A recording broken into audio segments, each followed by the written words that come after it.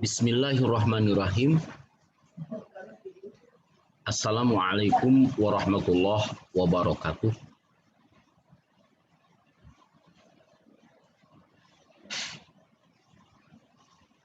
Saudara-saudara sekalian,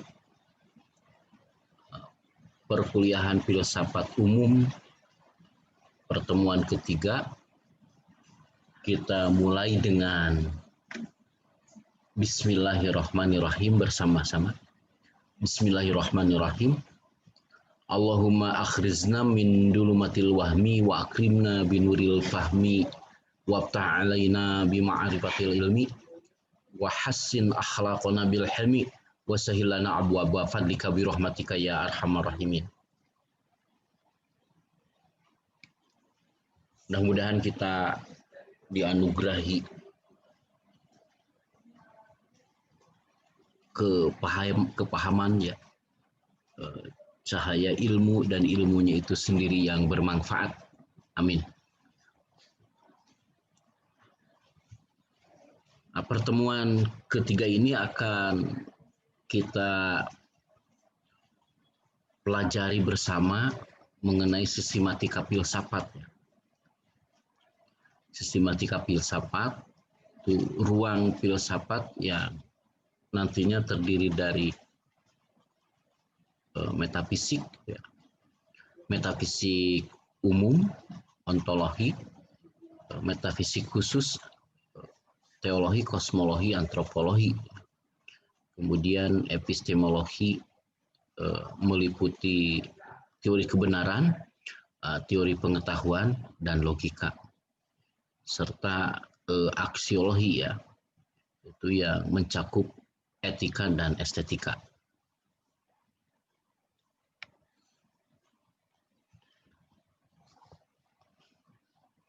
Nah, sistematika filsafat ini tentu berkaitan dengan sejarah dan prinsip pembagian. Sejarah dan prinsip pembagian yang ditentukan oleh seorang atau beberapa filosof. Ya.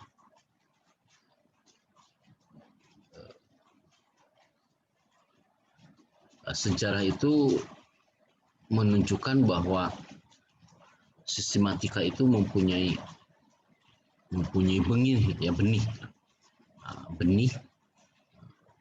sehingga dari benih itu tumbuh berkembang, rindang, gitu ya, dan berkesinambungan, sehingga di dalam sistematika itu ada struktur ya, ada rancang bangun yang dimana rancang bangun itu meliput di dalamnya ada bagian akar, gitu ya, kemudian ada bagian dalam, kemudian ada bagian luar, gitu ya. Jadi ada akar, ada batang tubuh, ada cabang atau ranting, dan ini merupakan satu kesinambungan, gitu ya, kesinambungan. Kemudian ada prinsip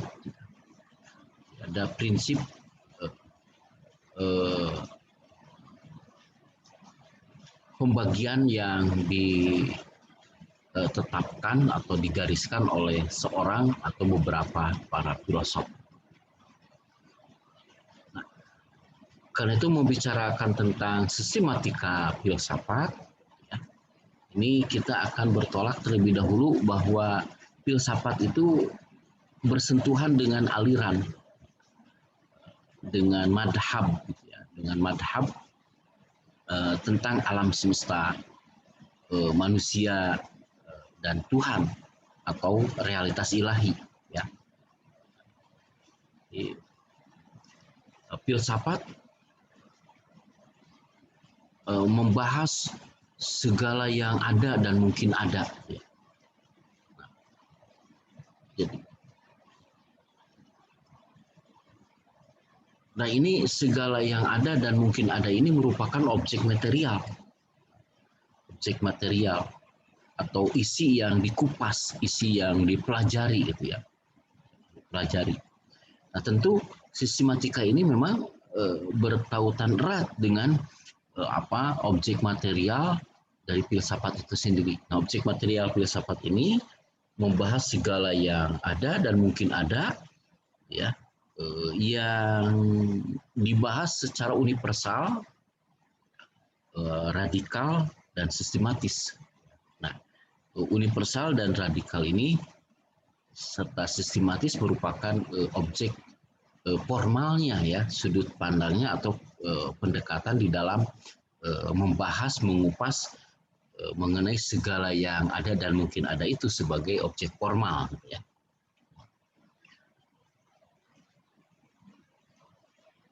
Namun juga filsafat itu bisa aplikatif, ya, penerapan. Bisa aplikatif, bisa dipertautkan dengan jadi filsafat secara aplikatif, ya. Penerapan bisa ini dipertautkan dengan berbagai persoalan, dengan berbagai permasalahan, seperti masalah tentang hidup, ya, masalah hidup yang baik, masalah perilaku yang benar, gitu ya, dan masalah yang tentang jiwa manusia.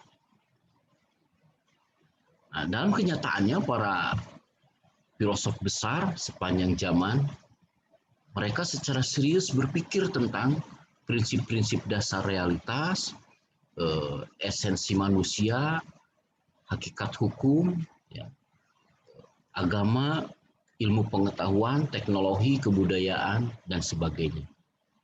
Nah, atas hal ini filsafat tidak hanya disebut induk ilmu, serta dasar bagi semua ilmu tersebut. Juga filsafat bersinggungan dengan semua wilayah yang dipikirkan dan dipelajari oleh ilmu-ilmu yang lain. Sebab itulah perlu membahas khusus tentang sistematika filsafat dengan tujuan agar membawa ke arah wawasan pengetahuan yang memadai tentang cabang-cabang filsafat.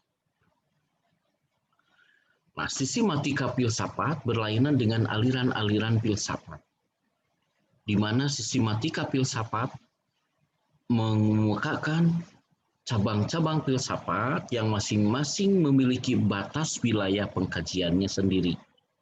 Sedangkan aliran filsafat mengacu pada penekanan tertentu yang diberikan seorang atau beberapa para ahli filsafat pada unsur yang hendak ditonjolkan dalam pemikirannya. Taruh saja umpamanya filsafat alam sebagai cabang filsafat di mana objek kajian filsafat alam ini adalah alam semesta sebagai satu keseluruhan. Filsafat manusia sebagai cabang filsafat mempelajari tentang hakikat manusia dan ciri-ciri khas umum manusia sebagai makhluk berakal budi. Dalam filsafat alam terdapat aliran naturalisme sebagai aliran filsafat yang menekankan aspek alamiah atau kodrati. Nah, dibedakan dari aliran supranaturalisme yang meyakini adanya unsur yang melampaui yang alamiah tadi. Dalam filsafat manusia terkenal aliran dualisme yang menekankan bahwa manusia terdiri atas dua substansi terpisah, yakni tubuh dan jiwa. Terdapat pula aliran eksistensialisme yang memusatkan pemikirannya pada upaya mencari makna eksistensi hidup manusia.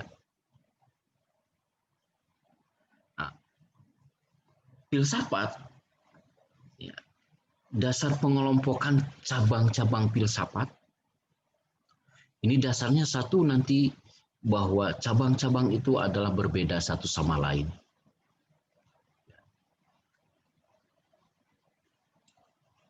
Macam-macam pembagian cabang-cabang filsafat atau menyusun sistematika filsafat.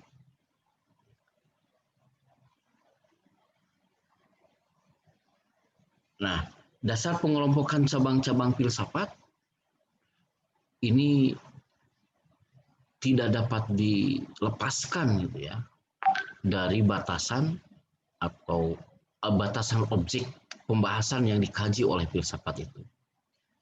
Filsafat tidak pernah lepas dari pembahasan tentang prinsip atau struktur dasar alam semesta, tentang hakikat manusia dan kedudukan manusia dalam alam. Dari pembahasan prinsip tersebut dapat diperoleh adanya cabang filsafat alam, itu kosmologi, dan filsafat manusia atau antropologi. Adanya aneka macam cabang filsafat dapat disimpulkan dari karya-karya Aristoteles. Ya. Nah, para ahli filsafat sepakat bahwa sistem filsafat pertama dikembangkan oleh Aristoteles dengan alasan secara sistematis Aristoteles telah menuliskan pemikirannya dalam hampir semua bidang ilmiah yang dikenal pada zamannya, yaitu biologi, fisika, logika, psikologi, kesusastraan, politik, ekonomi, metafisika, dan etika. Ya. Golongan karya-karya itu merujuk kepada cabang filsafat tertentu seperti logika, ya, filsafat alam, filsafat manusia, metafisika, filsafat politik, dan filsafat moral. Nah, filsafat berkembang dari reaksi secara rasional terhadap mitos, ya. Nah, karena mitos dan mitologi merupakan salah satu cara manusia menjelaskan pemahamannya tentang peristiwa-peristiwa alam semesta dalam pertautannya dengan dewa dewi, ya. Maka filsafat tetap bersinggungan dengan realitas ilahi serta masalah iman dan ketuhanan, di mana masalah iman dan ketuhanan pun menjadi wilayah studi filsafat. Plato bahkan menghubungkan pengetahuan sejati, kebaikan, dan kesempurnaan hidup dengan dunia ideal dan realitas ketuhanan. Filsafat ketuhanan muncul dan berkembang dari pengaruh pemikiran Plato di masa abad pertengahan sebagai satu cabang filsafat. Terdapat dinamika dalam filsafat. Filsafat terus berkembang dari zaman ke zaman dan sesuai dengan kondisi yang khas dari satu kebudayaan.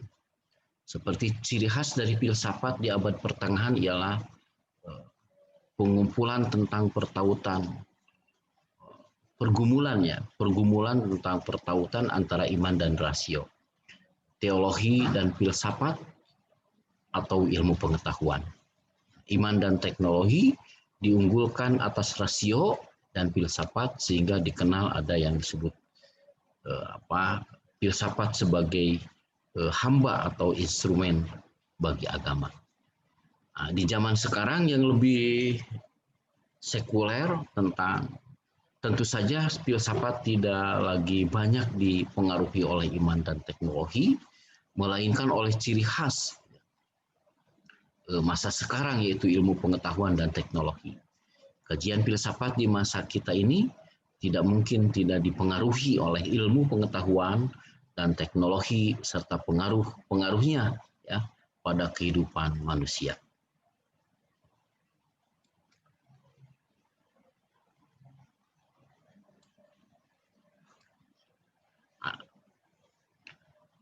Nah, dalam kaitan dengan konteks zaman dan budaya, terjadi dua perkembangan dalam sistematika filsafat. Ada cabang-cabang filsafat klasik, ya. Dalam arti tidak yang cabang-cabang klasik ini tidak bertambah maupun lenyap, gitu ya. Filsafat alam dan filsafat manusia terus menghadapi persoalan-persoalan yang sejak dahulu dikemukakan. Nah, hal yang baru adalah pertanyaan yang dihadapi oleh suatu cabang filsafat mengalami perkembangan karena dikemukakan dalam konteks yang berbeda. Sejak Aristoteles, objek-objek alamiah dianggap sebagai substansi yang bereksistensi secara independen. Di abad pertengahan, objek-objek ini dipertautkan dengan Tuhan Sang Pencipta. Nah, ini semuanya menggambarkan bahwa di dalam satu sistematika pembahasan filsafat ini memang ada yang masuk ke bagian akar, ya, ada yang masuk kepada bagian dalam, dan ada yang masuk kepada bagian luar, gitu ya. Kalau kita mengacu kepada alur sistematika Aristoteles, gitu ya. Nah, sehingga Aristoteles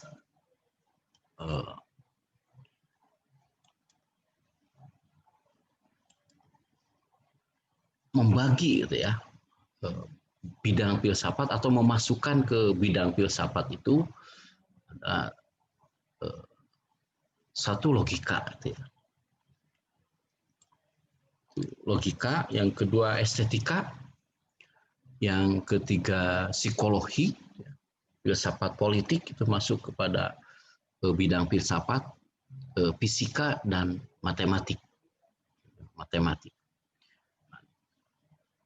Aristoteles di dalam membuat bidang atau sistematika filsafat ini dengan menggolongkan, ya, atau mengelompokkan. Mengelompokkan bidang filsafat tadi kepada filsafat spekulatif, ya, atau ilmu-ilmu teoritis, filsafat praktis, ya, atau ilmu-ilmu praktis, ya. Kalau tadi yang teoritis, kemudian ada filsafat produktif atau ilmu produktif, ya. Aristoteles memandang bahwa filsafat teoritis atau spekulatif tadi bersifat objektif. Kemudian filsafat teoritis ini, kelompok filsafat teoritis ini dikembangkan demi tujuan pada dirinya, atau filsafat demi filsafat itu sendiri. Nah, cabangnya yang masuk atau cabang filsafat teoritis ini fisika, metafisika, dan biopsikologi. Adapun kelompok filsafat praktis, ya, ini merupakan filsafat yang berfungsi untuk memberikan pedoman bagi tingkah laku yang baik dan rasional bagi manusia sebagai manusia. Ini cabangnya mencakup etika dan politik, ya. Ini masuk ke kelompok filsafat praktis, ya. Kepada filsafat produktif ini dimasukkan beberapa cabang, di mana filsafat produktif ini menurut beliau merupakan bidang filsafat yang mendorong manusia untuk menjadi produktif, ya, melalui keterampilan-keterampilan khusus. Ini cabangnya meliputi retorika dan estetika. Terkait dengan retorika, retorika itu menduduki posisi yang penting pada masa itu, dan retorika ini berkaitan dengan dua cabang filsafat, ya, bidang filsafat, yaitu logika dan dialektika. Di mana logika dan dialektika tidak masuk kepada tiga bidang di atas, ya, itu sistematika atau pemetaan atau cabang-cabang kajian filsafat, ya, menurut Aristoteles. Nah, atas pembidangan filsafat Aristoteles ini, maka secara tradisional sistematika filsafat itu bisa disusun metafisika, gitu ya, yang terdiri dari metafisika umum, ya, di mana metafisika umum ini adalah yaitu ontologi, ya, yang membicarakan ada dan tidak ada, membicarakan wilayah ontis dunia anorganis, wilayah ontis dunia organis, ya, wilayah ontis dunia psikis atau spirit, wilayah ontis dunia ruh atau idea, yang memunculkan nantinya aliran-aliran paham filsafat, materialisme, vitalisme, psikologisme atau spiritualisme dan idealisme. Juga metafisik ini menyinggung mengenai jumlah, ya, yang memunculkan aliran paham filsafat monisme, dualisme atau paralelisme, dan pluralisme. Nah, itu merupakan cakupan metafisik, ya, yang terdiri dari metafisik umum, yaitu masalah ontologi, ya, ontologi. Nah, juga metafisik ini mencakup metafisik khusus yang terdiri dari atas teologi, kosmologi, dan antropologi. Sedangkan epistemologi ini meliputi teori pengetahuan. Dan teori pengetahuan ini mencakup objek atau sasaran tahu, ya, di antaranya indria, non-indria, dan di luar jangkauan kemampuan manusia. Juga teori pengetahuan ini sebagai ranting dari epistemologi menyangkut alat dan sumber tahu, ya, yaitu panca indera, akal, hati, atau intuisi, yang memunculkan aliran filsafat empirisme, rasionalisme, intuisionisme, ya, atau intuisisme. Nah, ini juga epistemologi ini menyinggung atau membahas tentang teori kebenaran, ya, yang mencakup teori korespondensi, koherensi atau konsistensi, pragmatisme, performatif, ya, kemudian normatif, revelatori, konsensus, eksistensial, dan hermeneutik.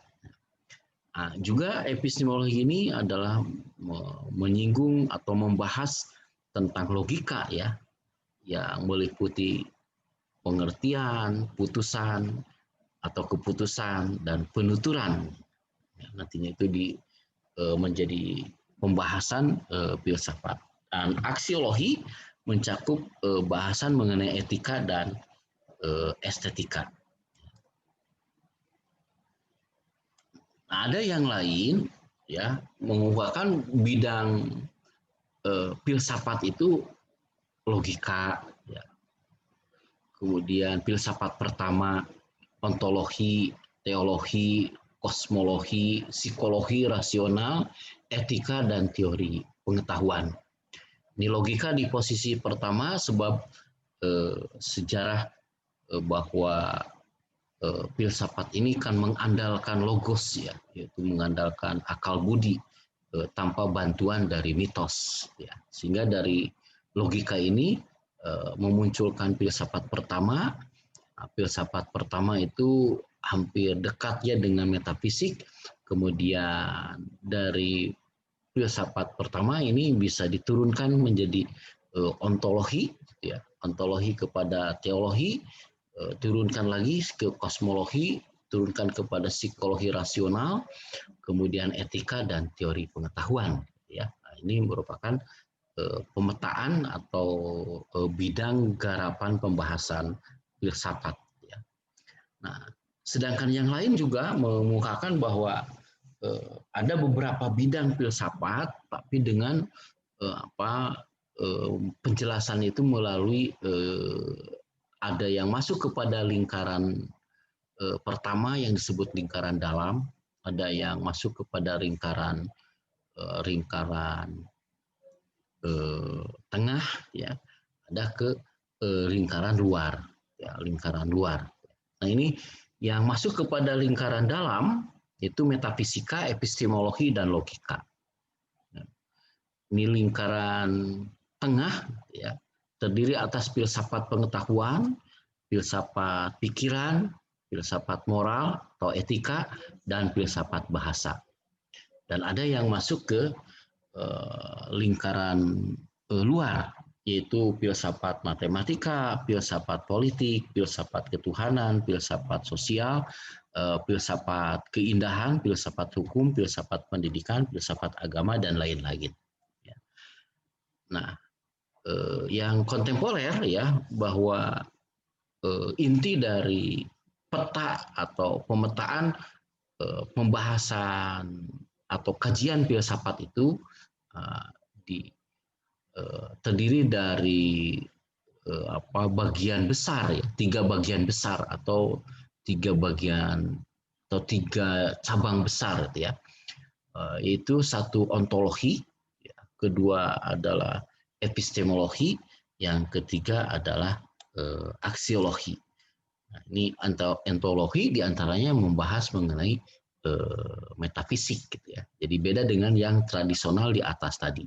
Nah, epistemologi itu sendiri itu mau mengkaji tentang hakikat pengetahuan yang terkait dengan logika, filsafat ilmu, dan metodologi.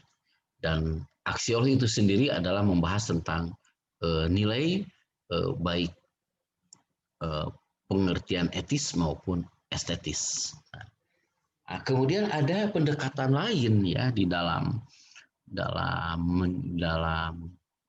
menuangkan sistematika filsafat ini. Nah, itu Profesor Ahmad Tafsir mensistematikan filsafat ini dengan bertolak dari bahwa sistematika itu sebagai struktur, dengan bertolak dari cara kerja para filosof. Filsafat mempunyai 3 cabang besar menurut beliau, yaitu ketiga cabang besar itu, pertama teori pengetahuan yang membicarakan cara memperoleh pengetahuan. Yang kedua adalah teori hakikat yang membicarakan pengetahuan itu sendiri. Yang ketiga adalah teori nilai, yaitu membicarakan guna atau manfaat pengetahuan itu sendiri. Nah, pertama para filosof ini harus membicarakan cara manusia memperoleh pengetahuan. Kemudian membentuk pengetahuan. Ya, membentuk pengetahuan. Nah, cara memperoleh pengetahuan disebutlah epistemologi. Ya, disebut epistemologi. Nah, sedangkan cara membentuk pengetahuan disebut logika. Nah, baik epistemologi maupun logika ini merupakan bagian dari teori pengetahuan. Nah, begitu beliau menyebutkan. Jadi teori pengetahuan adalah mencakup pembicaraan mengenai epistemologi untuk di antara cara memperoleh pengetahuan. Nah, pengetahuan yang diperoleh itu dibentuk. Nah, untuk cara membentuk pengetahuan disebut logika. Jadi terdiri dari teori pengetahuan itu mencakup epistemologi dan logika. Para filosof sebelum mencari pengetahuan, kata beliau, mereka membicarakan lebih dahulu cara memperoleh pengetahuan itu. Nah, menurut beliau, sifat ini sering tidak dipedulikan oleh kebanyakan orang. Nah, pada umumnya orang mementingkan apa yang diperoleh, ya, bukan cara memperolehnya. Kata beliau, ini kan gegabah, sedangkan filosof bukan orang yang gegabah. Nah, kenapa dinomorsatukan tentang teori pengetahuan ini didukung oleh John Locke ya, yang penemu teori tabula rasa ya, tabula rasa. Nah, menurut John Locke itu John Locke beranggapan teori pengetahuan harus mendahului cabang lain. Maka teori pengetahuan didahulukan. Nah, teori pengetahuan itu cabang besar filsafat yang membicarakan epistemologi dan logika, gitu ya. Membicarakan hakikat pengetahuan di dalamnya, yaitu untuk memecahkan persoalan apakah pengetahuan itu sesungguhnya, sumber pengetahuan dan bagaimana cara memperoleh pengetahuan. Ini adalah di ruang lingkup atau di bidang teori pengetahuan ya, yaitu khususnya cabangnya epistemologi dan logika. Menurut beliau, pengetahuan manusia itu ada 3 macam. Ada pengetahuan sains, pengetahuan filsafat, pengetahuan mistik. Gitu ya. Nah, pengetahuan ini diperoleh oleh manusia melalui berbagai cara, ya, dan dengan menggunakan berbagai alat. Sehingga karena ada berbagai cara dan ada berbagai alat, maka memunculkan aliran-aliran atau madhab-madhab yang berupaya untuk memecahkan persoalan yang terpaut dengan teori pengetahuan ini yang cabangnya epistemologi dan logika itu. Nah, muncul adalah empirisme. Empirisme juga mempunyai kelemahan, maka muncullah rasionalisme, gitu ya. Singkatnya, rasionalisme punya kelemahan, muncul positivisme, gitu ya. Punya kelemahan juga, gitu ya. Tidak ada yang sempurna memang di alam dunia ini. Kemudian ada muncullah intuisionisme.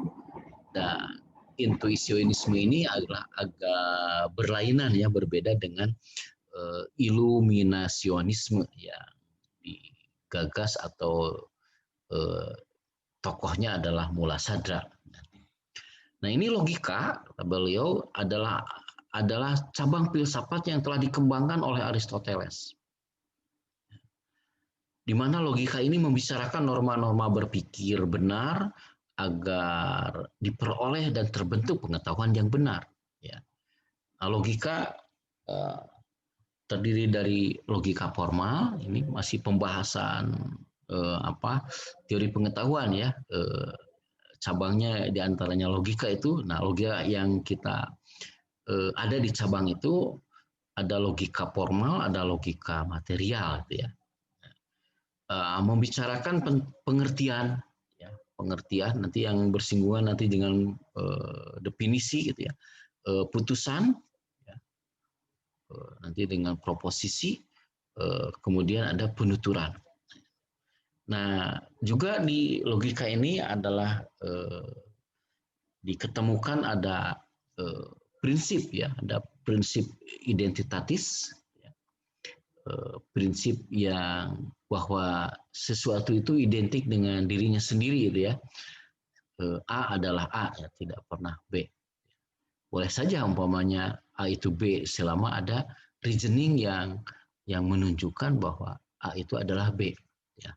Nah, tapi prinsipnya bahwa prinsipum identitatis itu adalah sesuatu itu identik dengan dirinya sendiri. Ya. Nah, ada prinsipum kontradiksionis, ya, pertentangan, ada prinsipum exclusi tertii, itu tidak ada kesimpulan ketiga. Kemudian ada prinsipum rasionis ya, rasionalis sufisientis. Nah, ini menyangkut juga logika itu dengan pola pikir deduktif dan induktif ya. Deduktif itu dari yang umum ke khusus, tapi kalau induktif dari khusus ke umum ya, ada generalisasi nantinya. Nah, logika ini belum mampu menyelesaikan semua persoalan kehidupan ya. Jadi tidak semua persoalan bisa dipecahkan secara lurus gitu ya dengan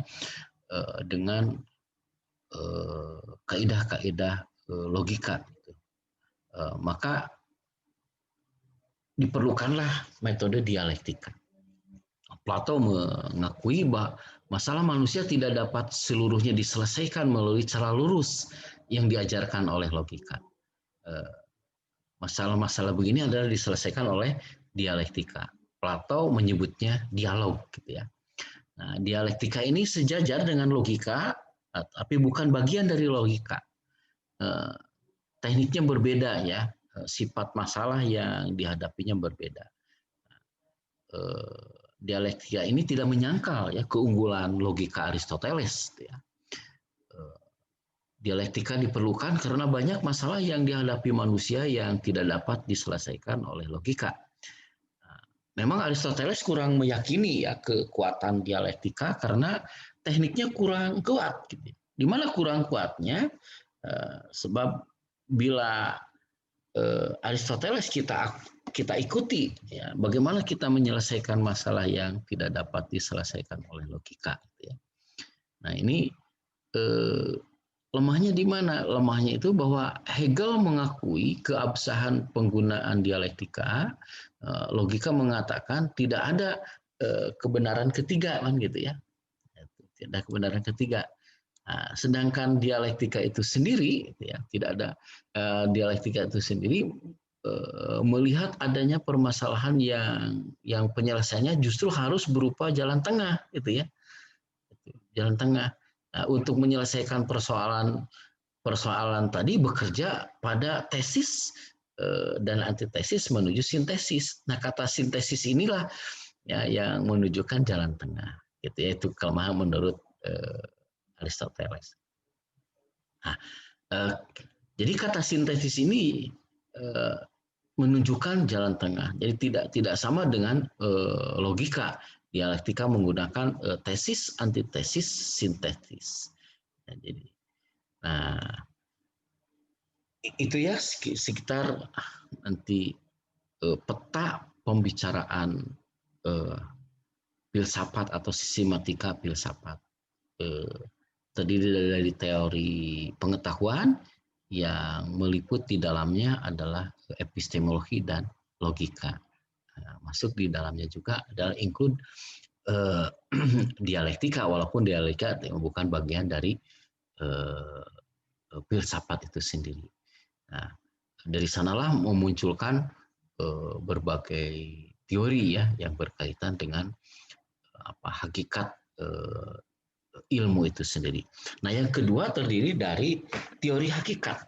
Nah, teori hakikat ini para filsuf setelah membenahi cara memperoleh pengetahuan, mulailah menghadapi objek-objeknya. Di mana objek itu adalah untuk memperoleh pengetahuan. Nah, objek-objek itu dipikirkan secara mendalam, mendasar, sampai kepada akar-akarnya sehingga ditangkaplah hakikatnya. Nah, inilah sebabnya bagian ini disebut teori hakikat. Nah, teori hakikat ini ada yang menyatakan ontologi, gitu ya. Nah, tapi menurut beliau, yaitu Profesor Ahmad Tafsir, bahwa agaknya ontologi itu bagian dari teori hakikat, gitu ya. Nah, di bidang pembicaraan yang luas ini, ya, hakikat ini itu menyangkut segala yang ada dan yang mungkin ada, itu ya, yang masuk kepada objek formal, objek material, maaf, yang boleh juga mencakup pengetahuan dan nilai di dalamnya dengan tentu menukik kepada hakikat pengetahuan dan hakikat nilai. Ya. Nah, teori hakikat ini ada yang memberi nama lain, gitu ya, yaitu teori tentang keadaan, di antara M.J. Langepel. Nah, sedangkan ontologi sering juga disebut metafisika. Jadi kalau di sini metafisika merupakan bagian dari ontologi. Tapi kalau di yang tradisional justru ontologi itu bagian dari metafisika, itu masuk kepada metafisika umum. Nah, jadi metafisika sebagai bagian dari teori hakikat kalau begitu. Nah, jadi ada orang yang menyebutkan bahwa ontologi itu di antara cabangnya adalah metafisika. Tapi kalau beliau ontologi itu sering disebut juga metafisika gitu ya. Nah, karena itu metafisika sebagai nama lain dari ontologi bisa masuk kepada teori hakikat ini. Nah, teori hakikat juga membicarakan hakikat itu sendiri, yakni kenyataan yang sebenarnya, ya, keadaan yang keadaan sebenarnya sesuatu, bukan keadaan yang sementara atau keadaan yang menipu, bukan pula keadaan yang berubah, tapi keadaan yang abadi, gitu ya, realitas abadi. Nah, perincian bagian dari teori hakikat ini, yaitu ontologi, adalah teori hakikat yang membicarakan hakikat benda.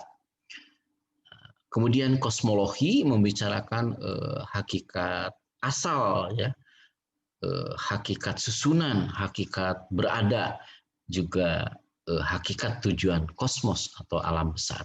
Nah, perlu dibedakan kosmologi dengan astronomi. Kalau astronomi itu adalah sains, kata beliau, sedangkan antropologi itu adalah filsafat. Ya. Nah, antropologi ini membicarakan tentang hakikat manusia. Juga beliau membagi antropologi itu ada dua, ada antropologi sains, ada antropologi filsafat. Yang kedua-duanya bisa disebut antropologi saja sebetulnya, gitu ya, kata beliau itu. Nah, ini bedanya di mana antropologi sains ini adalah hanya melihat manusia dari satu aspek, sedangkan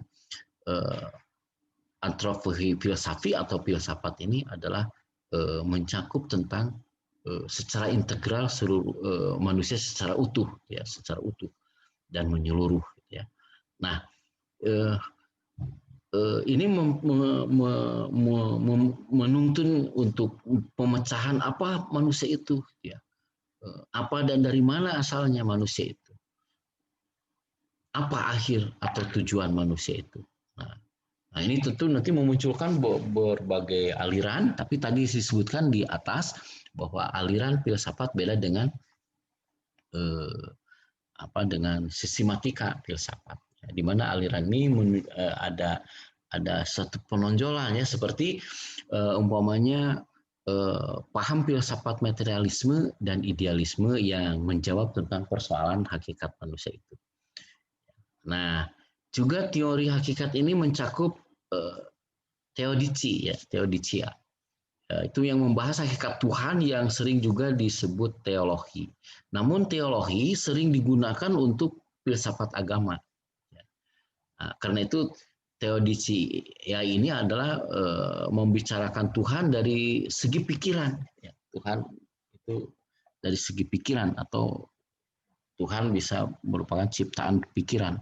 Nah, untuk membedakannya dari pembicaraan Tuhan dari segi wahyu atau iman, maka teodicia ini sering disebut teologi naturalis, ya, yang membicarakan Tuhan dari segi akal. Nah, ini teologi naturalis ini memunculkan aliran-aliran atau paham teisme, gitu ya. Di antaranya monoteisme, ya, di mana monoteisme ini adalah teisme yang mengajarkan Tuhan itu satu. Ada triniteisme yang mengajarkan Tuhan itu satu tapi beroknum tiga. Ada politeisme ialah paham teis, ya, yang mengajarkan bahwa Tuhan itu banyak, yang masing-masing mempunyai tugas dan wewenang sendiri.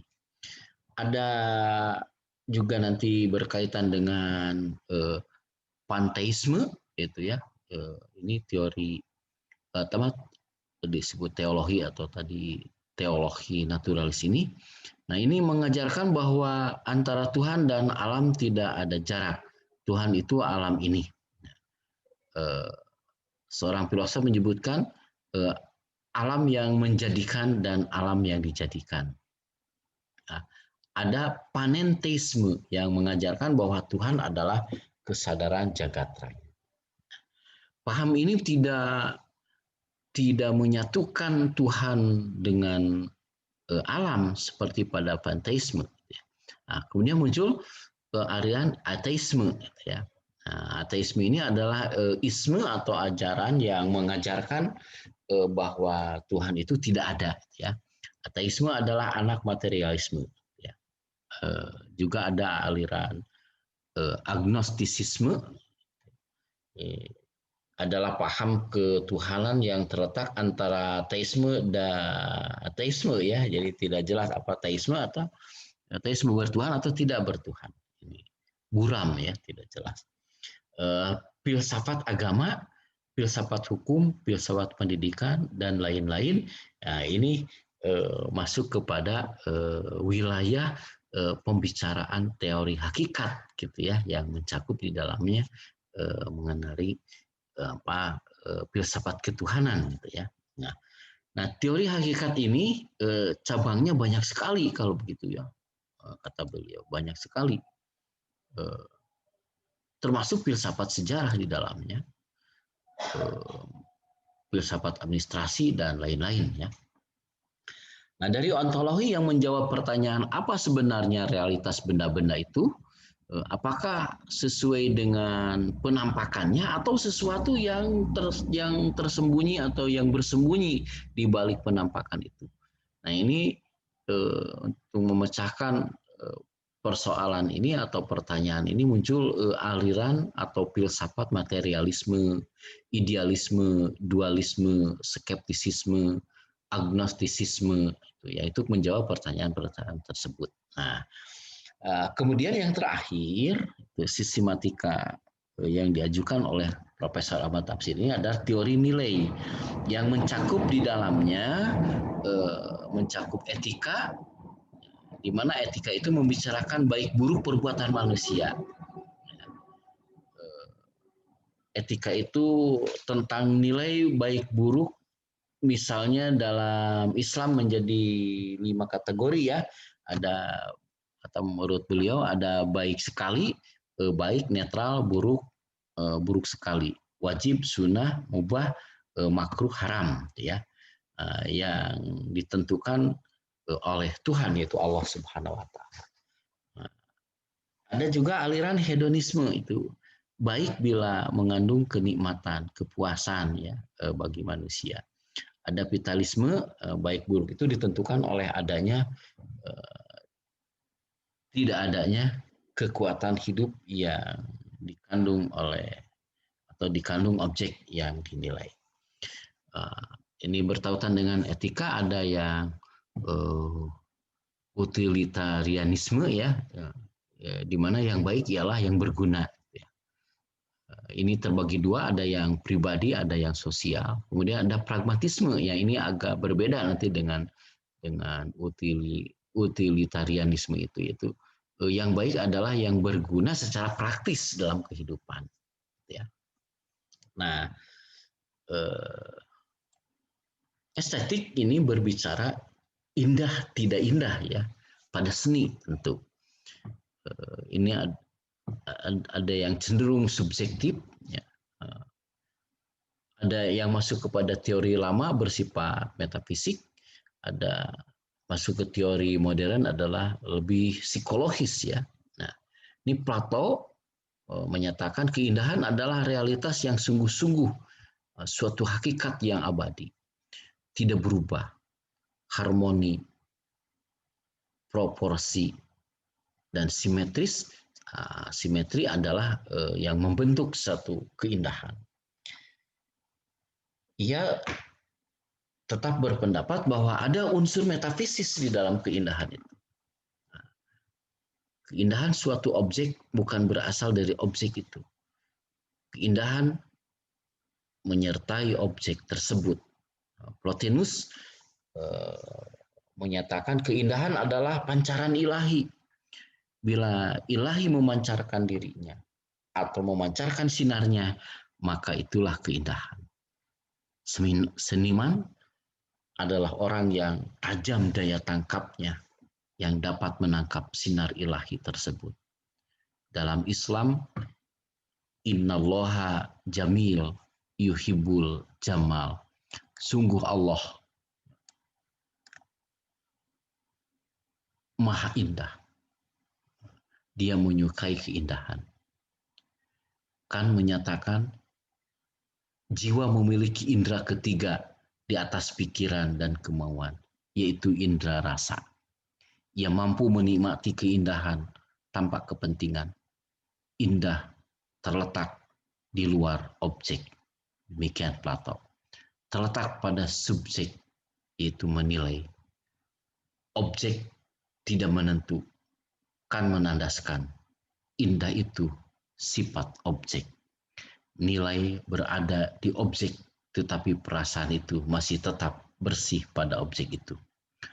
Unsur yang membangun keindahan itu, ketelitian, kelurusan, keseimbangan, keserasian, koordinasi. Mudah-mudahan pertemuan yang ketiga ini adalah bermanfaat dan bertambah ilmu kita. Rabbi zidni ilma warzuqni fahma. Barakallahu li wa lakum. Wassalamualaikum warahmatullahi wabarakatuh.